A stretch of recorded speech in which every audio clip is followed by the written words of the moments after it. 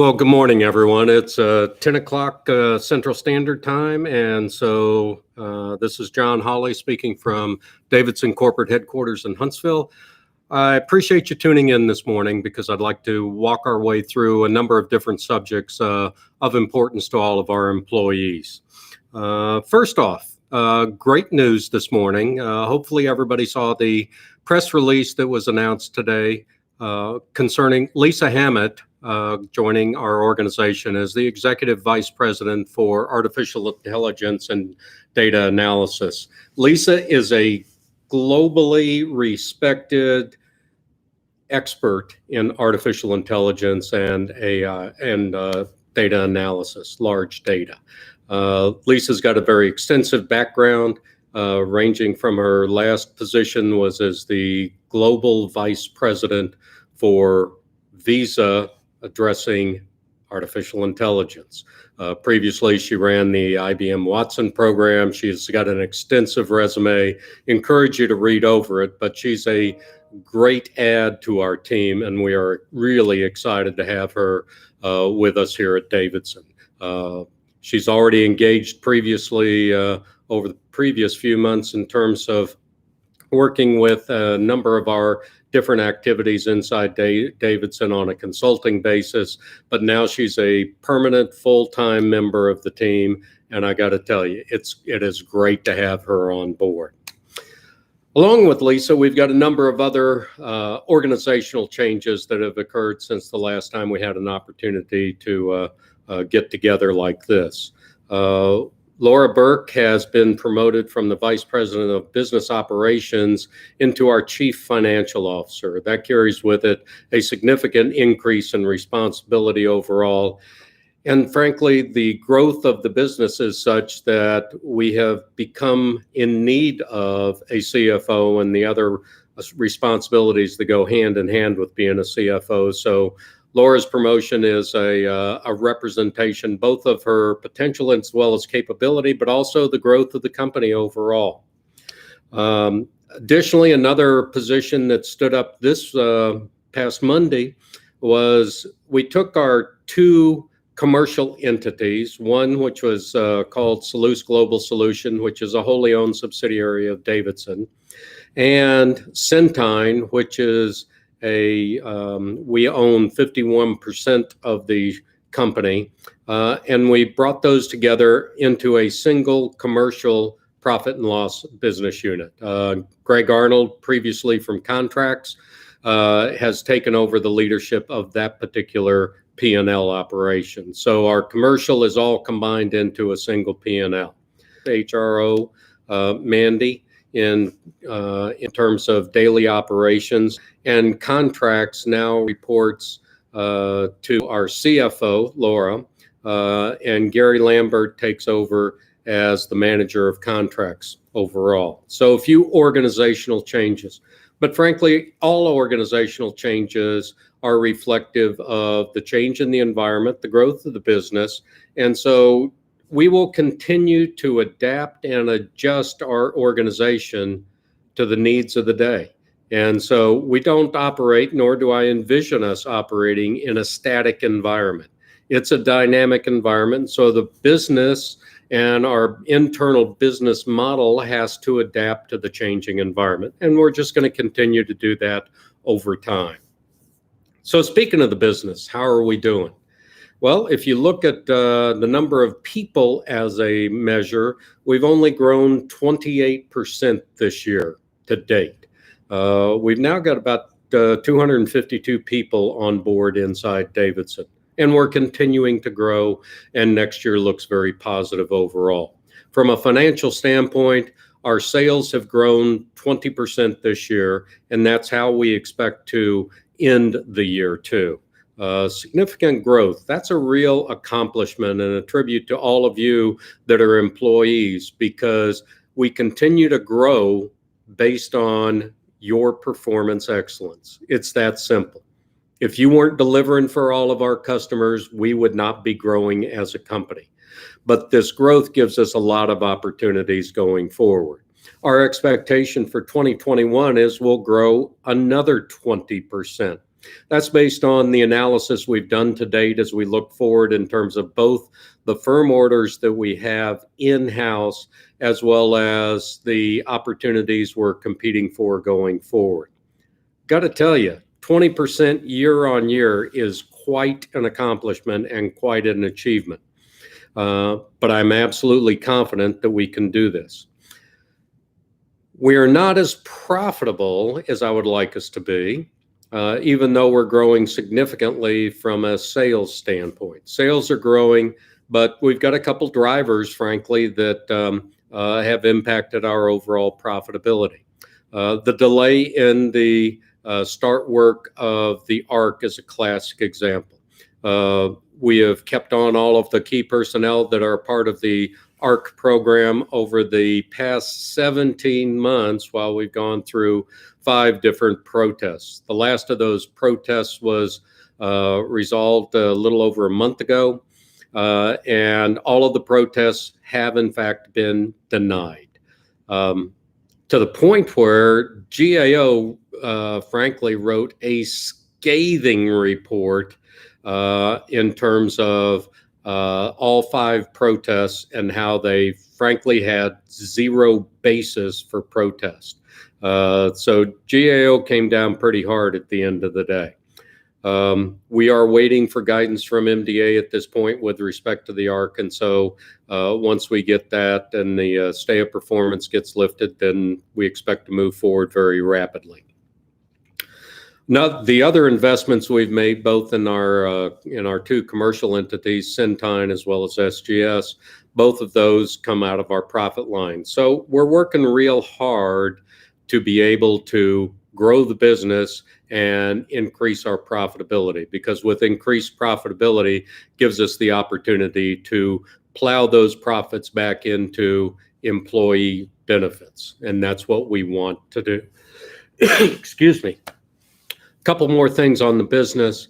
We need to do a little bit better job of balancing our portfolio. By balancing our portfolio, if you look at how many programs we have and the total value of those programs, we've got 3 major programs that drive the company. Those 3 programs, frankly, are GMD, SWIDC, and Maxis. Those 3 programs drive the business.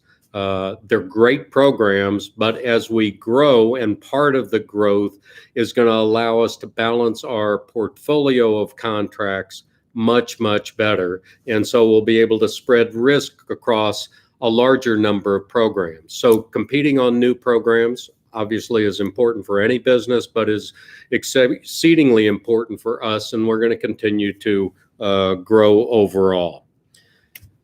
IT stuff. We're going into a more disciplined routine maintenance program for our IT system internally so that we can support everybody much better. That gets to be the bottom line.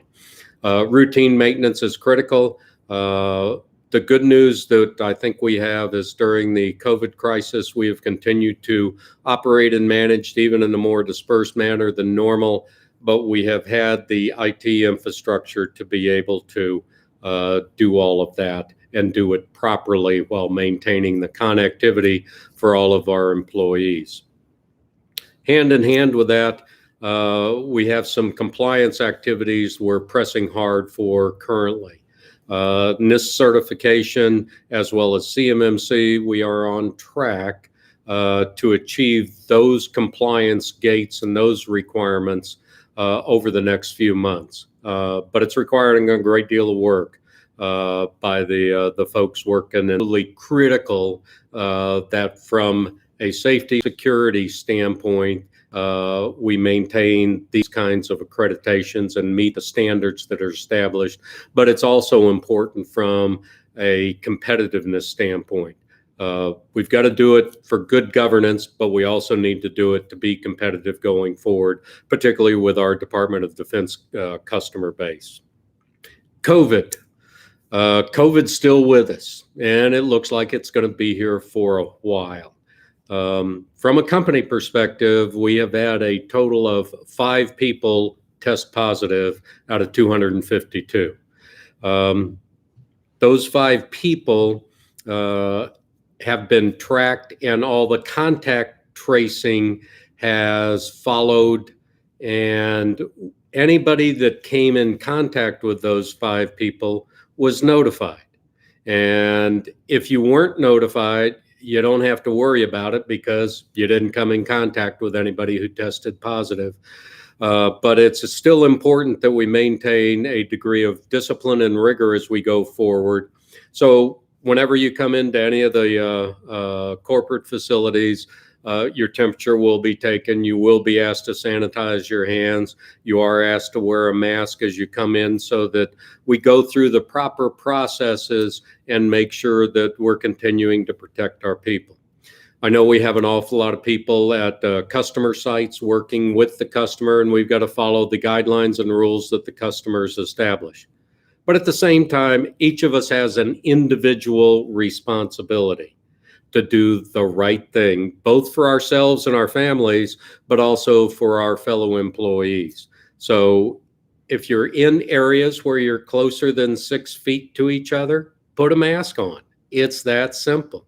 We've got to be smart, and we've got to be conscious of not only protecting ourselves, but protecting our colleagues and our fellow workers across the board. Continue to maintain the proper sanitization and hygiene procedures that are going to help us beat the COVID virus.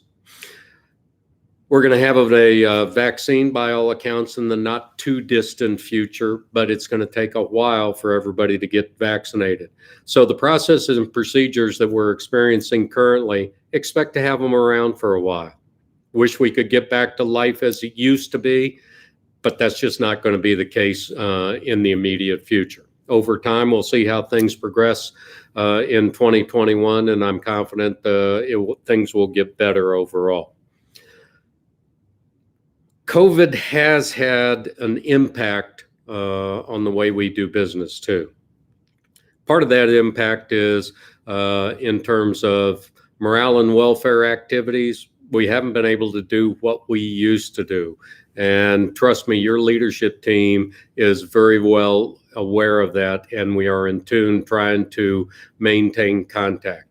If you'll notice over the past months, the communications have increased. That's very deliberate because we're trying to maintain contact with all of our employees. Even if you're working from home or you're working at a customer site, it's extremely important that we maintain contact. We've got something unique and really special here at Davidson, and that is our culture. We've got to keep that up even in these tough times. So communications is key to that. But there are things that we used to do that we're just not going to be able to do this year. Things like a Christmas party. We just can't responsibly get 200 folks together in a closed indoor facility and have a Christmas party like we used to. So we're not having a Christmas party this year. I hate to admit, whether you're in Colorado Springs, Tyndall, or in Huntsville. However, we are going to do our best to try to compensate and reach out to each and every one of our employees and provide you a Christmas gift. We may not be able to be there and get together in person, but I got to tell you, we are tuned in trying to make sure that we maintain contact, and we tell you very directly, we appreciate what you're doing for our company. Additionally, as part of this, we accelerated our bonus program for exceptional contributions to the company. Normally occurs in the December timeframe. Didn't want to wait until December this year. Wanted to reach out and reward people who are doing an exceptional job contributing to our company. So we did that at the end of September. Again, as a way of reaching out and hopefully compensating a little bit for not being able to get together personally at a Christmas or Thanksgiving party and say thanks for everything that you're doing. We're trying to find alternate approaches, and we're doing our best. By the way, if any of you have good ideas, please surface them up and we'll seriously consider them on how we can improve the communication and the outreach with all of our employees across the board. COVID also impacted a lot of our business decisions. Now, we were fortunate. We did apply for a payroll protection plan loan, and that provided us the opportunity to deal with a lot of folks that would have been laid off in the past, but we've been able to retain them on our rolls and pay them over an extended period of time because of the opportunity to get the payroll protection plan loan for our company. So there were a number of folks that lost coverage, but we kept them on board. We reallocated a number of significant roles and functions so that people that would have been laid off normally were given a position that still contributed to the company, but we were only able to do that because we had the financial resources to be able to support those initiatives. So all in all, I think we as a company did our very best to take care of all of our employees thus far during the COVID crisis. We had a board meeting yesterday, talked about a number of different things, but again, just bringing us back to ground level in terms of business overall. 2020 has been an interesting year by any measure, but from strictly a business perspective, it's been a year of transition for us. We put in place and focused internally on a lot of processes while we've continued to grow. So our internal focus dealt with processes and procedures, putting budgets in place, getting delegations properly into leaders' hands, and stressing accountability. So we've continued to grow while we frankly have focused on improving our overall business effectiveness and efficiency. Next year, that's a year of delivery in my mind. All the internal focus, we should complete most of the activities required, and we're going to press ahead and continue to grow the business, because growing the business is important to all of us long term. The benefits that, excuse me, the benefits that'll be accrued by all employees will be significant as we collectively grow the business. And like I said a few minutes ago, we're expected to grow next year by roughly 20% again in terms of our overall sales. Those are great numbers, and this is a great opportunity for our company. And we're going to leverage the skills, the talents, and again, the performance excellence and our reputation to continue to grow. But all of that growth goes back to the point I made a few minutes ago. It's about our people. The fact that you're delivering for us on every single day of the week makes a difference. And we want to recognize the people across the board. And so, for instance, since the last meeting, we gave out 23 Visa gift cards, just saying thanks for folks doing a really good job. We've had 9 spot bonuses passed out for people who did exceptional jobs.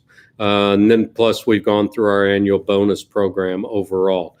So as you look at those spot bonuses, I'll just run down the list of 9 people real quick here.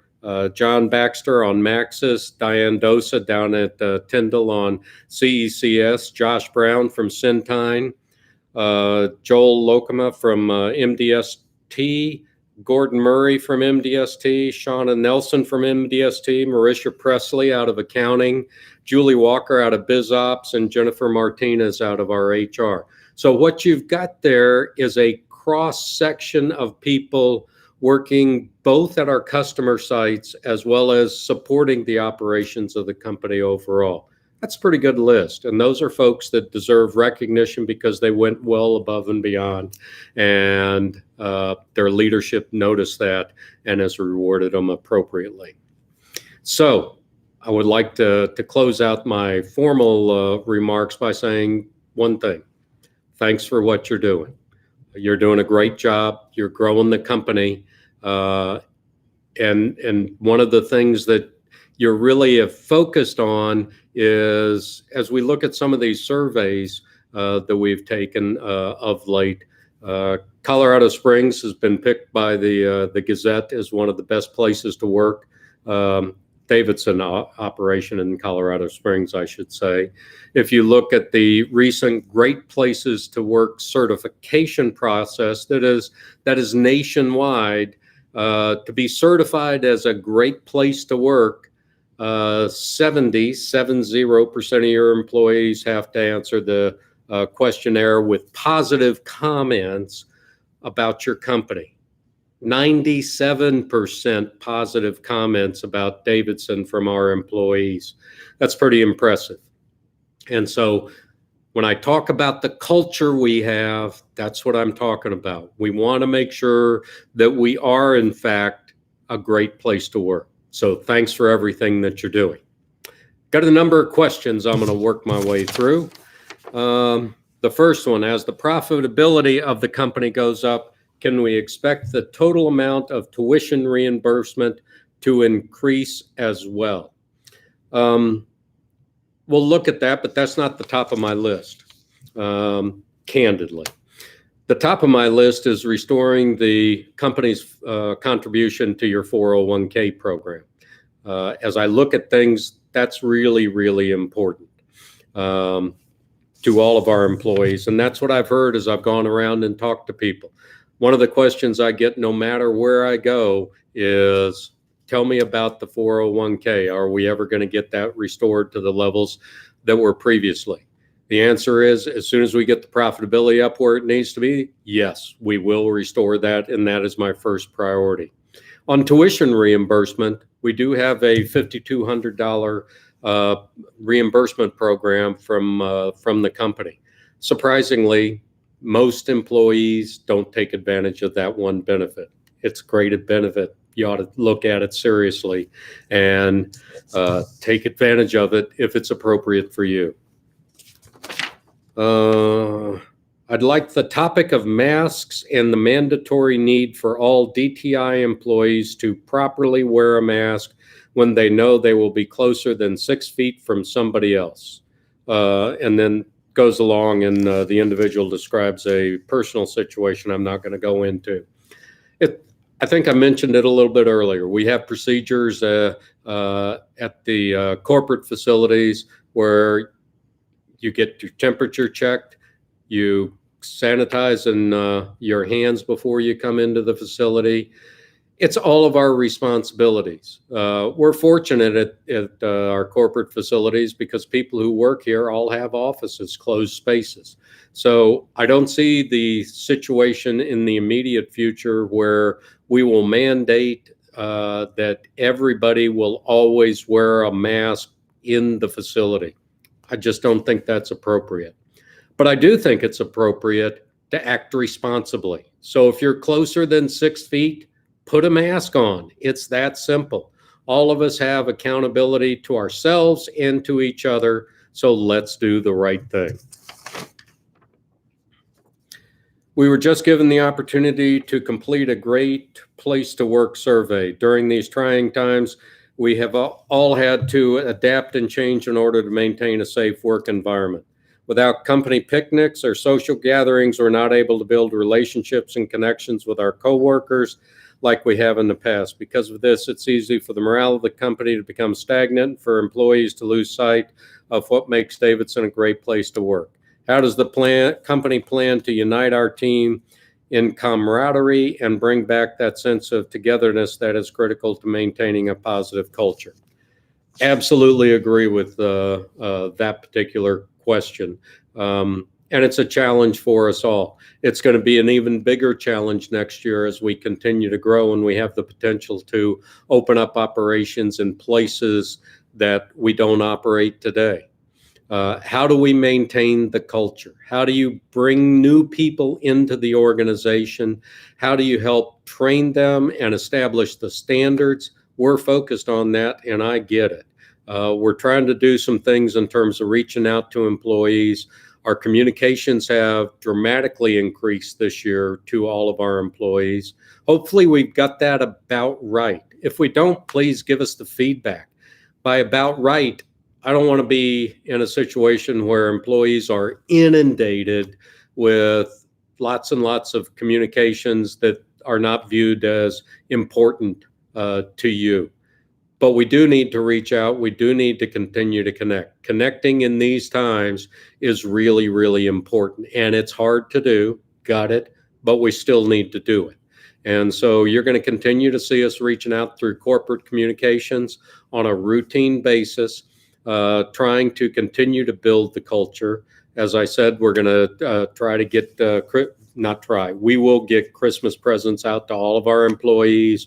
We're going to reach out and do as much as we can overall, but at the same time, we can do some small gatherings by departments, but we're not in a situation where we can do the massive, or not massive, the very large scale events we used to do in the past. Like our business, we've got to adapt and adjust to a slightly different environment. But trying to get out and see all of our people and engage with them is a critical task for us all. As many companies are faced with furloughs and layoffs, Davidson has managed to avoid this by realigning employees to fill the needs of business. Do you foresee this changing as we move into the last quarter? Not dramatically. I don't see major changes. We have realigned a bunch of people. We are working hard to maintain and get the right levels of profitability. As long as we can keep our performance up where it needs to be so that our profitability is within a manageable situation, we'll do our very best to keep everything going well for our employees.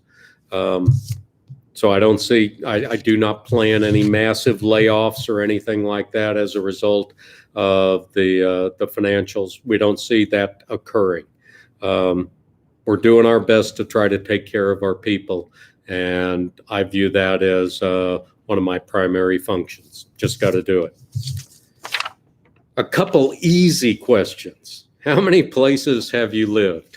Not counting deployments, 26 is the number. That ranges from Washington State to New York to Florida to Kansas, all across the United States. A long time in Germany, a long time in London, Korea, bunch of different locations. So just couldn't hold a job, kept moving around. Do you follow any sports or any team? West Point football is the one that I follow more than anything else. What is your favorite meal? Shrimp and grits, of course. And then one I was asked yesterday afternoon, what's my opinion on the second wave of COVID coming through? Well, obviously I'm not a doctor, nor am I a healthcare professional by any stretch of the imagination. From what I've read, yes, we are getting a second wave. If you count all the numbers, everything's increasing. But it does not appear, and again, I'm not the healthcare professional, but it doesn't appear as severe an impact on the second pass through our country. But it's still a problem. And if you look across the world, it is still a problem. Particularly in Europe today, there are lots of countries that have gone into very extreme lockdowns. Classic example, Spain. Spain's locked down until the 15th of April. I mean, locked down. It's a ghost town in the cities if you try to walk down the street. You can't leave. We've been very fortunate here in America in that we've got a great system, but it's still challenging the system. I mean, it's not a situation that we can treat lightly, nor should we treat it lightly. But I think there is progress on vaccines, so that's going to help. How rapidly, how fast people take the vaccine and we get the immunity levels up to where they need to be nationally, I can't predict that. But I can say that from everything I've read, we're working our way through it, and it's not as bad as the first pass through. Hopefully that answers the question. And that completes all the questions that I received. Appreciate your time, either watching this in real time or watching it when you get off and are able to see it at a later point in time. So let me say thanks again for everything you're doing. We are all part of a really great company that I'm quite proud to be part of. Thank you.